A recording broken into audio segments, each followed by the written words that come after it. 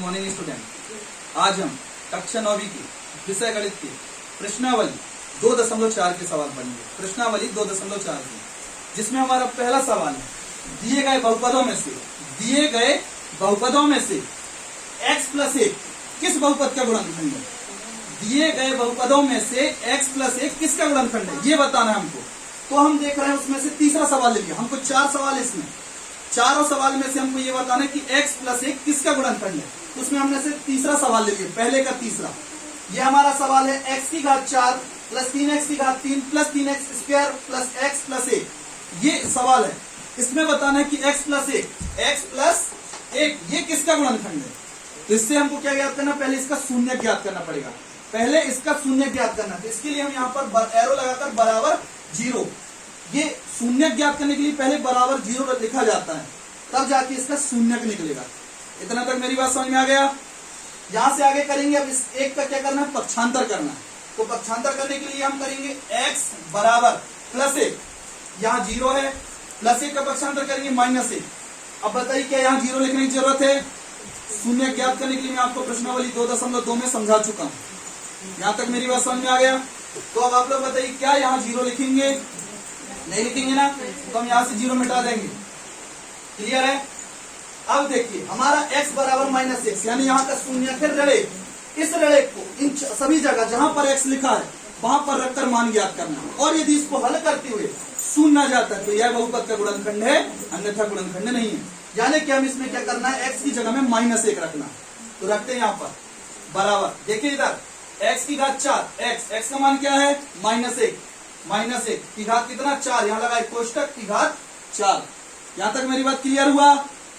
आगे बढ़ते हैं, प्लस 3, इन दोनों बीच क्या है, गुणा x की घात, x का मान क्या है -1, इसमें कितनी घात लगा है 3, यानी यहाँ आया 3 की घात, प्लस ये लिखा 3x स्क्वायर 3, ये 3 और x के बीच क्या है, गुणा x स्क्वायर, x का मान क्या है -1, इसमें क्या लगा है 2 की घात, यानी हो गया स्क्वायर, प्लस x का मान है -1, यहाँ क्या लग गया कोष्टक इसलिए लगा क्योंकि यहाँ लगातार 2 चिन्ह है। आगे बढ़ते हैं, लिखा है +1। यहां तक मेरी बात समझ में आ गया। अभी हम जहां भी x लिखा है वहां पर उसका मान रख रहा है -1। आगे बढ़ते हैं, यहां देखेंगे, अब आगे हल करना है। यहां लिखा है ऋण 1 की घात 4, आपको मैं रफ में करके दिखाता हूं। ऋण 1 की घात 4 यानी ऋण 1 का 4 बार गुणा करना है। ऋण 1 गुणित ऋण 1 गुणित ऋण 1 गुणित ऋण 1। इसको देखिए और बताइए क्या यहाँ ऋण बचता है। जब गुणा किया जाता है तो ये देखते हैं कि ऋण कितने बार है। यहाँ देखिए ऋण कितने बार है, 1 2 3 4। यदि 4 बार ऋण होता है तो वो धन बन जाता है। क्या धन सामने लिखेंगे बेटा, धन सामने कभी भी लिखा नहीं जाता। इसके बाद 1 का गुणा करेंगे, 1 एकम 1 1 एकम 1 1 एकम 1। एक ऐसी संख्या उसका 1000 बार भी गुणा करेंगे तो 1 ही आता है। तो यहाँ पर आ गया हमारा 1। आगे हल करते हैं, तो इसको हल करना है। इसके लिए देखेंगे 3 गुणित ऋण 1 की घात 3, ये रफ्तार कर रहे हैं हम। ऋण 1 का गुणा कितने बार करना है, 3 बार। ऋण 1 गुणित ऋण 1 गुणित ऋण 1। सबसे पहले ऋण की गिनती करिए, देखिए यहाँ पर ऋण कितने बार है, कितने बार ऋण है 3 बार, यानी यहाँ पर ऋण आएगा, ये ऋण आ गया। अब गुणा करिए, 3 एकम 3 3 एकम 3 3 एकम 3, ये आ गया हमारा 3। यहां तक मेरी बात क्लियर है। आगे बढ़ते हैं, फिर ये बचा 3 गुणित ऋण 1 की घात 2। यहाँ पर ऋण 1 कितने बार है, 2 बार, यानी 2 की घात इसलिए 2 बार। ऋण 1 गुणित ऋण 1 गुणित ऋण 1। क्लियर हुआ। यहाँ देखिएगा ऋण कितने बार है, 2 बार। 2 बार ऋण का बन जाता है धन, यहाँ गया धन, और गुणा करेंगे 3 एकम 3 3 एकम 3। क्लियर हुआ। आगे बढ़ते हैं, ये वाला सवाल देखेंगे। ये लिखा है प्लस माइनस, यदि लगातार 2 चिन्ह होते तो वहां पहले चिन्ह हल करते हैं। चिन्ह हमारा धन ऋण का होता है ऋण, और 1 की 1, फिर लिखा प्लस 1। यहां तक समझ में आ गया। अब इस लाइन में देखिएगा, यदि हमारी एक ही लाइन में एक समान संख्या हो और दोनों के चिन्ह अलग अलग हो तो उसको क्या कर दिया जाता है, काट दिया जाता है। तो देखिए आप, ये दोनों 3, ये 3 है ऋणात्मक और ये 3 है धनात्मक, इसलिए ये दोनों 3 कट गए। अब एक को देखेंगे, ये एक में काय का चिन्ह है माइनस और इस एक में प्लस, यानी ये दोनों एक भी कट गए, लेकिन सामने वाला एक बच गया। अब देखिए इस सवाल को हमने हल किया तो क्या यहाँ 0 बचा, 0 नहीं बचा, यानी यह x प्लस 1 इस सवाल का, इस बहुपद का गुणनखंड नहीं है। तो हम लिख देंगे अतः यह बहुपद का गुणनखंड नहीं है, यह बहुपद का गुणनखंड नहीं है। यहां तक मेरी बात समझ में आ गया।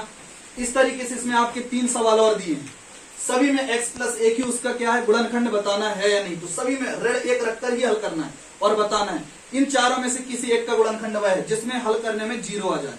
यहां तक मेरी बात समझ में आ गया। इसके बाद हम इसकी दूसरा सवाल करते हैं।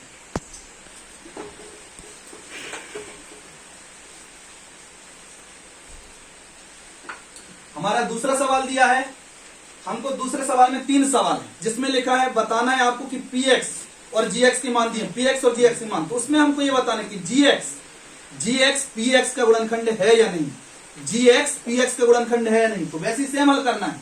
फिर बताना जब हल करने में 0 आ गया तो गुणनखंड है अन्यथा नहीं है। तो हमारा सवाल है दूसरे का दूसरा, px बराबर x cube plus 3x square plus 3x plus 1 plus 1, ये हमारा px का मान है। और gx का मान हमको दिया है x प्लस 2 ये दिया है। इससे हमको ज्ञात करना है पहले शून्य, क्या ज्ञात करना है शून्य। लिखते हैं यहां पर x प्लस 2, शून्य ज्ञात करने के लिए क्या लिखा जाता है बराबर 0, यहां लिखेंगे बराबर 0। अब यहां से किसका पक्षांतर करेंगे प्लस 2 का, तो यहां हमारा बचेगा x बराबर प्लस 2 का पक्षांतर माइनस 2, क्या यहां 0 लिखेंगे। इससे पहले मैं बता चुका 0 लिखने से कोई अंतर नहीं आता। क्लियर हो गई। जैसे अभी हमने पिछले सवाल में 1 रखकर ऋण 1 रखकर सब में x का मान रखे थे, वैसे ही अब x बराबर माइनस 2 रखकर हल करना है। सभी जगह जहां भी x है वहां ऋण 2 रखना है। तो शुरू करते हैं। p x का मान है हमारा माइनस 2 बराबर x की घात 3, x का मान क्या बेटा माइनस 2 की घात कितना 3, माइनस 2 की घात 3 प्लस 3x स्क्वायर, इन दोनों के बीच हमारा गुणा, तो यहां लिखेंगे 3 गुणित x का मान है ऋण 2 कोष्टक स्क्वायर प्लस यहां करेंगे 3x मतलब 3 गुणित x का मान है हमारा माइनस 2, यहां लग गया कोष्टक, फिर लिखा है प्लस 1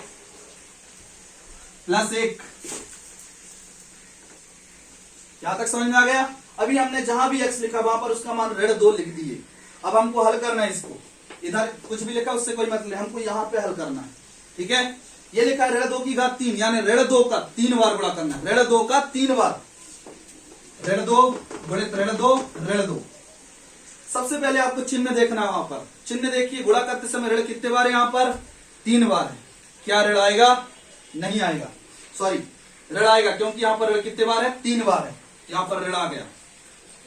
गुणा करेंगे 2 दूनी 4, 4 दूनी 8, यहां पे गुणा करेंगे 3 गुणित ऋण 2 गुणित ऋण 2, ये लिखा 3 गुणित ऋण 2 की घात 2, यानी ऋण 2 बार।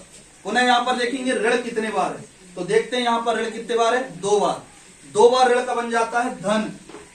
अब गुणा करेंगे 3 दूनी 6, 6 दूनी 12, आगे हल करेंगे ये 3 और 2 का गुणा करेंगे, 3 दूनी 6, यहां देखेंगे ऋण कितने बार है, जब भी गुणा किया जाए तो वहां ऋण की गिनती की जाती है।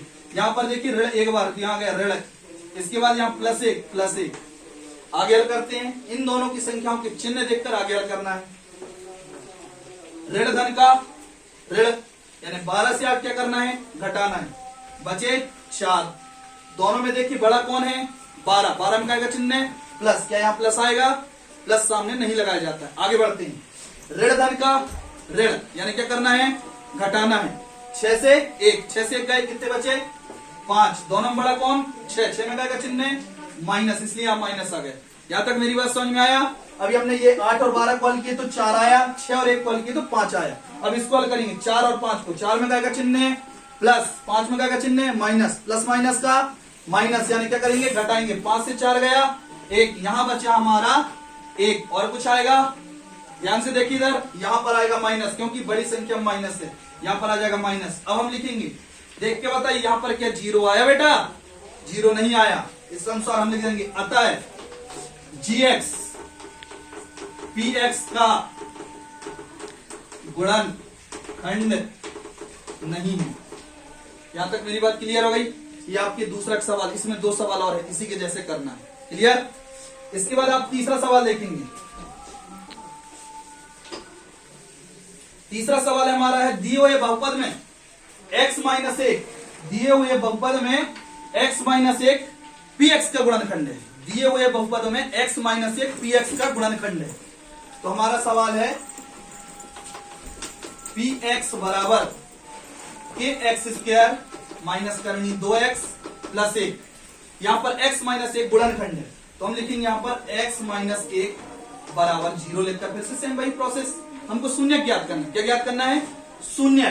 तो उसके लिए फिर से हम यहां से एक का पक्षांतर करेंगे तो लिखेंगे x बराबर माइनस एक का पक्षांतर प्लस एक, क्या प्लस लिखेंगे नहीं तो यहां पर आ गया एक। फिर से जैसे अभी सॉल्व किए थे, यानी जहां भी x है वहां पर एक रख के हल करना है। क्या रख के हल करना है?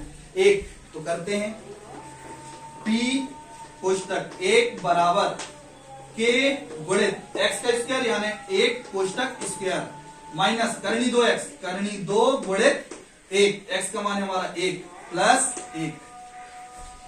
यहां तक मेरी बात समझ में आई गई होगी आप लोगों को? यहां तक क्लियर बेटा? यहां पर हमने जहां भी x है वहां पर हमने उसका मान एक लिख दिया। अब हमको यहां पर इसका मान बोल रहा है कि यहां पर x माइनस एक किसी भी स्थिति में px का गुणनखंड है। हमको इस सवाल से k का मान ज्ञात करना है। किसका मान ज्ञात करना है? k का। तो हम यहां पर इसके लिए हम यहां पर बराबर 0 लिख देंगे। अब आप देखिए यहां पर पहले से बराबर, इसलिए यहां सामने क्या लग जाएगा? एरो। अब गुणा करेंगे, देखिए अगर अपने गुणा करते हैं k गुणित एक की घात 2 यानी एक का 2 बार गुणा करना है, एक गुणित एक गुणा करेंगे k एकम k, k एकम k यानी आ गया k ऋण करनी 2 से किसका गुणा करेंगे बेटा? एक, करनी 2 एकम करनी 2 प्लस एक की एक बराबर 0। अब आप ध्यान से देखिए, हमको यहाँ k को रहना है, बाकी कुछ पर पक्षांतर करना है। उससे पहले हम देखेंगे कि ये दोनों अचर राशि, ये दोनों अचर राशि क्या जुड़े या घट सकते हैं? इसके लिए हम देखेंगे तो देखो ये करनी वाला और ये बिना करनी वाला, क्या बिना करनी वाला और करनी वाला जोड़ सकते हैं? कभी नहीं, क्योंकि ये अपरिमेय के अंतर्गत आता है और ये परिमेय कहलाता है, तो ये दोनों कभी नहीं जोड़ सकते। हाँ, यदि ये करनी ना होकर ये होता 2 तो अब हम इसको हल करते बेटा, ऋण धन का ऋण यानी 2 से 1 घटाते तो 1 आता, फिर उसे 1 का पक्षांतर करते। लेकिन ये हमारा करनी के अंदर है तो ना ये जुड़ सकते घट सकते, तो दोनों का पक्षांतर कर देंगे। के बस रहने दीजिए, के बराबर ये करनी 2 का पक्षांतर, करनी 2 में कार्य का चिन्ह है माइनस, माइनस का पक्षांतर प्लस, क्या प्लस लगाएंगे? नहीं, तो यहां गया करनी 2। अभी हमने सिर्फ करनी 2 का पक्षांतर किया, करनी 2 में माइनस था उसका हो गया प्लस। अब 1 का पक्षांतर, 1 में कार्य का चिन्ह है प्लस, प्लस का पक्षांतर माइनस, यहां गया आपका आंसर, ये आपका के का मान आया। यहां तक मेरी बात समझ में आ गया? मैंने आज आपको प्रश्नावली 2.4 की पहला, दूसरा और तीसरा के एक एक सवाल समझाया। आप इन तीनों की एक एक सवाल करके फोटो डालेंगे व्हाट्सएप में। मेरी बात समझ में आ गया? धन्यवाद।